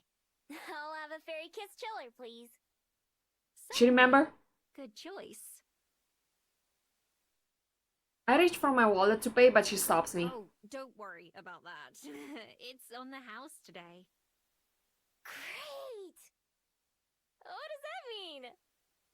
It means that you don't have to pay for it. As an apology. See, she remembers. You see that? She remembers. Yesterday? Why does that sound so strange? I nearly miss her talking, my mind having trip over the word. She reaches for a cup, the pen already in her hand. And that's for Miho, right? Gosh. For Miho? She reaches for a cup, the pen already... Oh, wait. My name? She remembers my name? My heart begins to race wildly, my body reacting just as strongly as my mind. Aspen frowns, clearly noticing that something's off. My head's in too much of a daze to deal with it, though. It is Miho, right? She checks the notebook on the counter, brow furrowing deeply as her finger slowly moves down the page and taps on one of the lines. What do I say? How do I explain? That for the first time in my life, for the first time in hundreds of years, somebody's remembered my name? It's not supposed to be like this. I'm supposed to be forgotten. Every time, without fail. It's my armor. It's my life. I take a step backwards. I have to run. Have to get out of here. I have to get away. But where to? I've just been running. And I don't have anywhere else to turn to run to. But I don't have any other choice. Without a plan or destination, I turn on my heel and bolt outside, not daring to look back. Everything is wrong. I have to go. She calls my name again as I disappear into the street. It's not the first time I've heard that as I fled. But never like this. Never with such a confused, worried tone. Feeling sick to my stomach, I push myself to run even faster. And I've got a feeling I need to save. Quick save. Maybe I should just leave this whole city, get on the next airship out of here, and act like it never happened.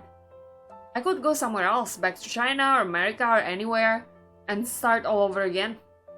Within days, it would be like I never even came to Wellington. My life would go back to normal, and eventually I'm sure Aspen and Juliet would forget me just like they're supposed to. Nothing would be different. Except that's not quite true. I wouldn't forget what happened here, even if everyone else did. No matter what, I'm sure I won't ever be able to get these past few days out of my mind. When I got to Mount Victoria, I finally stopped running. Not because this place is special or because I wanted to come here, but because I don't know where else I'd go. I make my way up to the top of the mountain just like I did on my first day. The view, which I admired so much last time, doesn't do much for me now. Instead, the city looks cluttered and confused from up here. My chest hurts from running so long. I'm much more used to quick bursts of sprinting to get away from something or someone. I guess that's still what I'm trying to do now. But I'm not too sure what it is that I'm running from. Whenever something goes wrong, my first instinct is to flee. Aspen remembering me definitely counts as something wrong. But when I stop to think about why, some of the reasons are obvious. Mostly, what if it's not just Aspen? What if everybody can remember me now? Or even worse, what if people who forgot about me a long time ago start to remember me? Both could get me in a lot of trouble. My days as a thief would probably be over. There's some places where I could never show my face again. The smart thing to do now is to leave. I can't even see a couple airships at the skyport right now. I have everything with me. I could just go. There's nothing keeping me here. I make my way up to the top of the mountain just like I did on my first day. And yet, I don't move. She has some kind of an attachment to this place, I'm guessing. I still don't even know what it is I'd be running away from. From Aspen? From Wellington? When I think about it, I have to admit that running wouldn't get me anywhere. This worry, these questions would follow me wherever I go. No matter how far, no matter how long. So then, what do I do? The only answer I can think of is the scariest one. The one that goes against everything I've ever learned. Closing my eyes, I picture the library and Juliet's offer. I picture Aspen, whom I barely know but who's already changed my life. Maybe I should stay and try to find out more. Maybe, just maybe, being remembered might not be all bad. I clench my fist so tightly my knuckles turn white. The urge to turn tail and head for Skyport is so strong, it's almost like a magnet pulling me there. I resist it though. Slowly, I walk back down the mountain, making my way to the library. I'm not sure what to say when I get there. Explain everything to Juliet and hope she'll let me stay in that room again? I don't even need the room. I could rebuild my den and hide out there. Maybe in a new spot, one that Juliet doesn't know about. Not having to worry about the weather or other animals would be nice though. There's no telling if Juliet will remember me too. If not, it might be easier to pretend this is my first time visiting and just ask if there's anywhere I could stay. Even though I'm not moving very fast, I still don't feel ready for this conversation by the time I reach the library's entrance. It's only been an hour or so since I left the Bell House, so it's not late enough for the library to be closed. The usual stream of people flows in and out the doors. Okay, I can do this. I stand off to the side of the entrance, preparing myself as people pass to and fro. My heart is racing the same way it does during a tense break-in. Maybe even harder. My tail twitches back and forth. Usually I don't know this, but right now I am super aware of everything about myself. Fighting off my instincts, I open the door and let myself inside. I'd been expecting to look for Juliet, but instead she's right by the entrance. What surprises me the most, however, is the woman leaning against the large desk beside her, Aspen, who's now engaged in conversations with a look of deep concern on her face. She wasn't there when I checked the bedroom. I wish she would have spoken to me first, at least. I barely catch the end of Juliet's sentences. She notices me only moments after I spot her, and for a second, her mouth forms a perfect O of surprise. Juliet? What are you... Aspen turns around to follow Juliet's gaze, her eyes opening wide at the sight of me. Miho! My brain goes blank, rehearsed lines flying out of my head. Hey there. I slink over to where they're standing, hands in my pockets, unsure what I should say first. It's nice to see you again, Miho. I was hoping that you'd return. Me too. That was pretty sudden. I worked extra hard on that drink for you, you know. I freeze up, looking for the words. Aspen's expression softens in concern. Miho? Alright, the drink. I'm sorry. Well, I ended up drinking it myself, so I suppose I can't complain too much. She laughs and I can't stop myself from blurting out my next words. You seem different. I'm sorry? Like, less polite. Well, I'm not at work anymore, am I? What am I even saying? What was I planning on saying again? Will you be staying for a while, Miho? If so, we can continue this conversation in the dining room. It's a bit more private there. Juliet takes charge of the conversation effortlessly and accidentally sigh in relief. Yeah, sure. That sounds great. I'm not gonna run away again. I'm glad to hear that. Right this way, then. Juliet leads the way down the hall and into one of the locked rooms. We enter a cozy little room with a table and a few chairs, as well as a fridge. The three of us sit down, although I move my chair so I'm not so close to the others. Can I get you anything to eat or drink, Miho? I shake my head. I'm hungry, but I'm way too nervous to eat. Juliet smiles in response to my answer, which came just a little too quickly to sound natural. By the way, both she and Aspen are looking at me. I can tell they're expecting me to say something first. None of the words that I planned are coming back to me. What do people even say in situations like this? Temptation to run away is overwhelming, the door just a few feet behind me. My knuckles whiten as I tightly clench my fist in my lap, pushing myself to resist the urge. I told myself that I'm going to take this chance. Even if it's the hardest thing I've ever done, I'm going to be honest with them. Well... Character development, people. I struggle to think of what to say. Juliet waits patiently, her eyes gazing coolly in my direction more than directly at mine. Aspen soon grows restless, however, her expression clouded with concern. Sorry. I don't know how to just say things. I've only ever copied other people's, so I... Aspen's expression clears up in some sort of an understanding. It's okay, Miho. Take your time. So I... don't really know how to...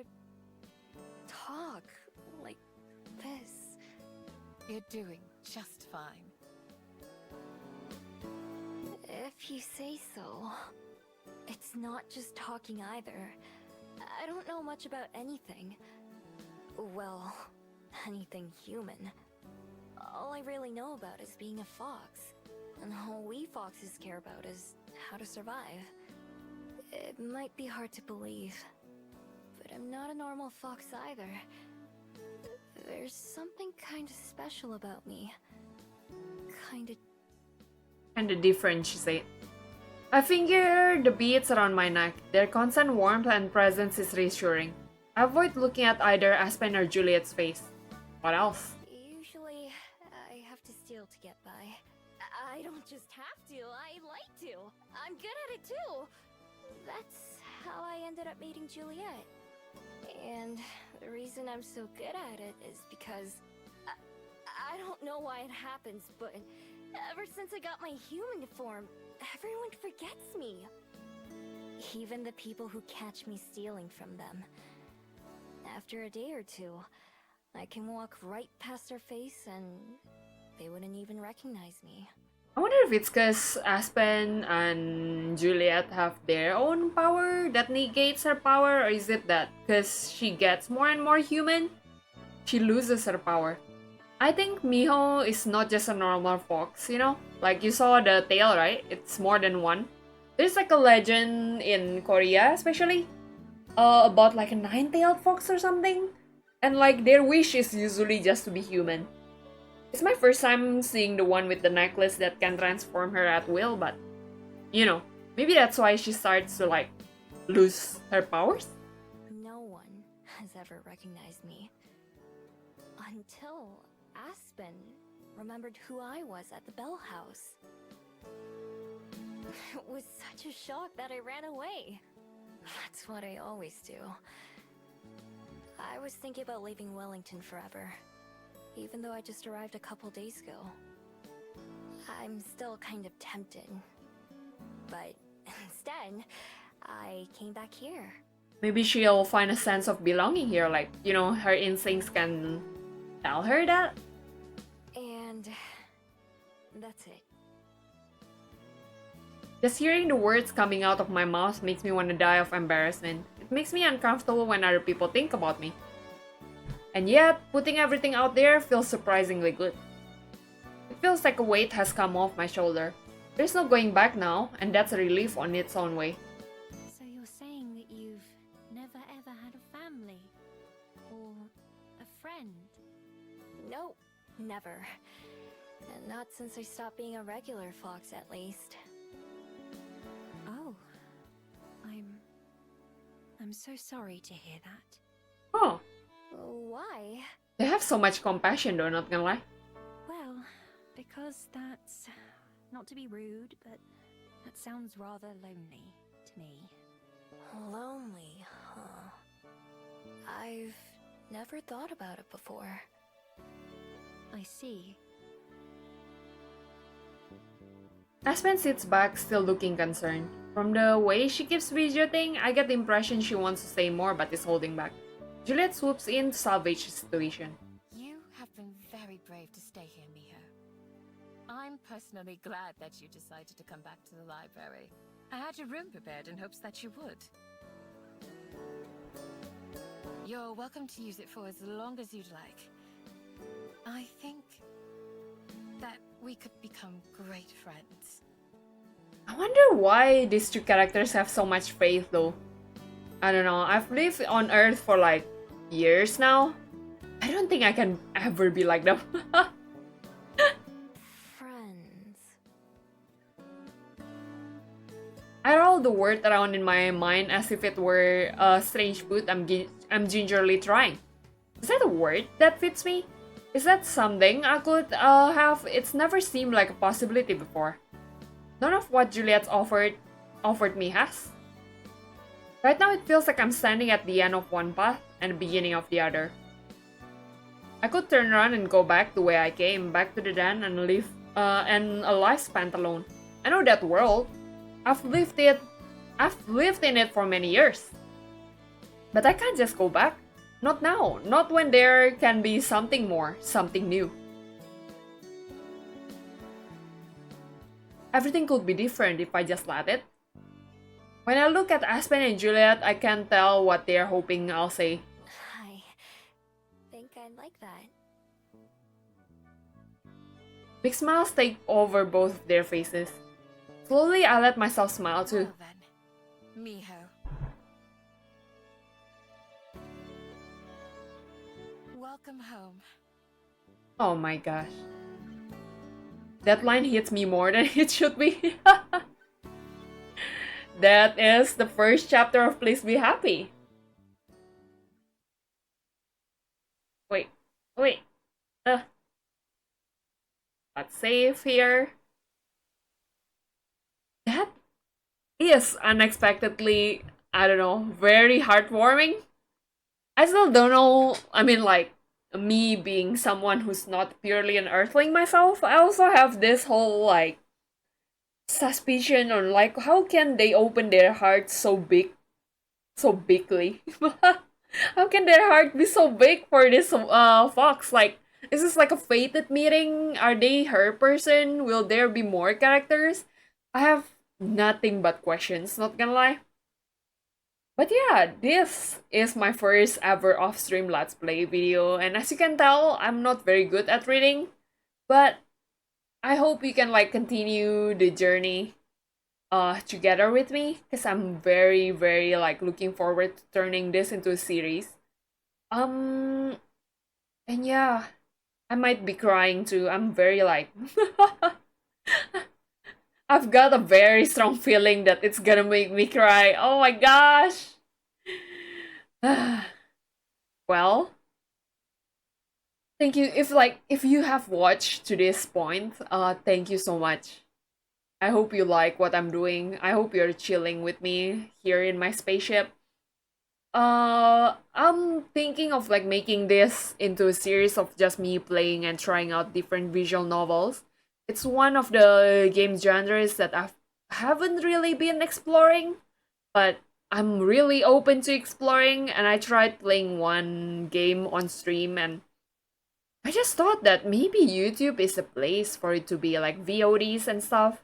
You can just chill and like you can just listen to me up, and like maybe my reading comprehension or like reading out loud skill will be better. We'll see.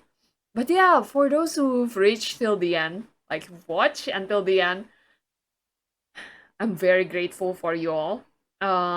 Please like, share, and subscribe as usual. And I'll see you maybe on stream. Please feel free to say hi. I like to chill and I like to get to know more people. But until then, I'll say bye.